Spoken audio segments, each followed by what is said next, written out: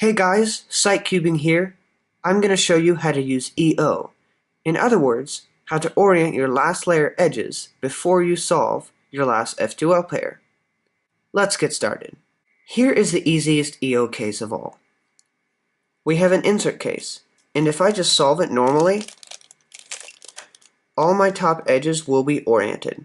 So I know that if I see 3 yellows on top and my last pair is an insert, I can just solve it normally, and I will achieve EO, or edge orientation. This works on the left side as well. Here we only have 2 yellows on top, so when I solve my last F2L pair, I won't have my top cross.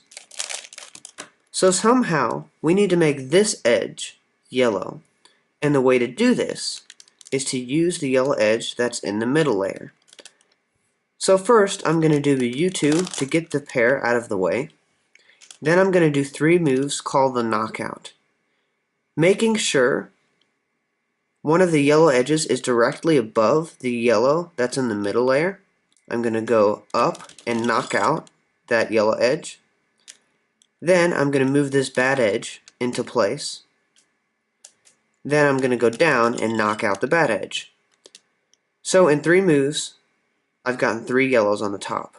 And for the left-hand version, if you only see 2 yellows on the top, you move your pair out of the way. Make sure that yellow is above yellow in the middle layer. Then knock it out, move the bad edge into place, and then knock it out. Sometimes the 2 yellows on the top are next to each other. The process is the same. You turn the top layer so that this pair is out of the way.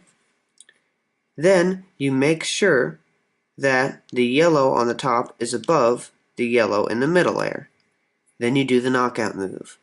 So you go up to knock out the good edge, move the bad edge over, and then you go back down to knock out the bad edge. To recap, if you see 3 yellows on the top, you can solve your last F2L pair like an insert to achieve your top cross. If there are only 2 yellows that are opposite each other, then you do a U2, and you use the middle layer yellow to knock out the good edge, move in the bad edge, then knock out the bad edge, and that will give you 3 yellows on the top. If the 2 yellows are next to each other, you turn the top layer once to get the pair out of the way. Then you use the middle layer yellow to knock out the good edge, move in the bad edge, then knock out the bad edge. Okay, so in all the cases I just showed you, the top edge that is closest to the F2L pair has always been oriented. In other words, you would see yellow right here. So what do you do if it's not oriented? Here's how I recognize this. If I see 2 yellows on the top, and I see yellow next to white, which means that this edge is misoriented, then I'll do the sledgehammer, which is these 4 moves. You go down, then you move the pair out of the way, then you go back up, and you move the pair in the way. Here's how the sledgehammer looks on the left side. You move the pair down, move it out of the way, then you go back up and move the pair back in the way.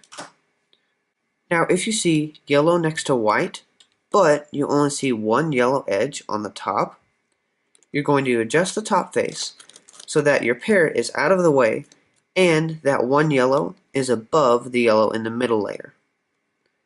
Then you're going to do the knockout moves.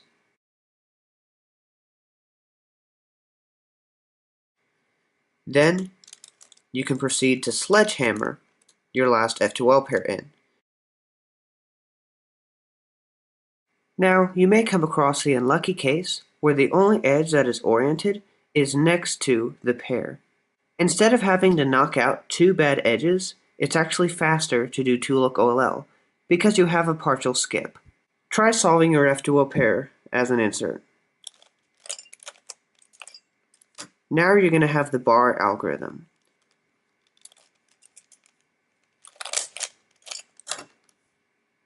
Did you see the redundancy? Let's try that again. If you go across, open, in, close, for the bar algorithm you'd have to open back up again.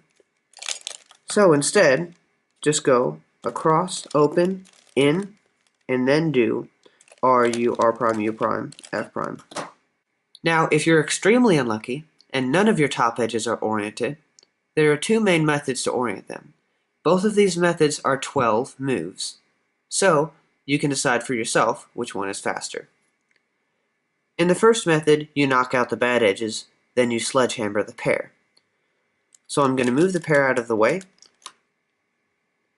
knock out this bad edge, then knock out this bad edge. Then I will sledgehammer the pair. That's 12 moves. In the second method, you sledgehammer the pair, do a U2, then use the L algorithm. So I'm going to sledgehammer, U2, then use the L algorithm. That's also 12 moves, but I believe it's faster, because it's more finger trick friendly, and the algorithm for the backwards L is the fastest OLL that I know. To recap, if the top edge next to the pair is oriented, you're going to end up doing an insert. If the top edge next to the pair is not oriented, and you see yellow next to white, you're going to end up doing a sledgehammer. I hope this video gives you a better feel for F2L and OLL. Thanks for watching.